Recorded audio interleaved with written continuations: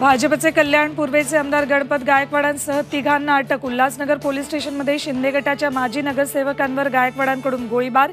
मुख्यमंत्री गुंडगिरीला आश्रय देत असल्याचा आरोप। गणपत गायकवाड गोळीबार प्रकरणावरून विरोधकांची सत्ताधाऱ्यांवर टीकेची झोड। गृहमंत्र्यांनी राजीनामा द्यावा सुप्रिया सुळेंची मागणी, तर सत्ताधाऱ्यांनीच कायदा आणि सुव्यवस्था बिघडवल्याचा वडेट्टीवारांचा आरोप। राजन साळवींच्या पत्नी मुलाचा अटकपूर्व जामीन फेटाळला। एसीबी चौकशीत साळवी कुटुंबियांच्या अडचणीत वाढ। अटकपूर्व जामिनासाठी हायकोर्टात धाव।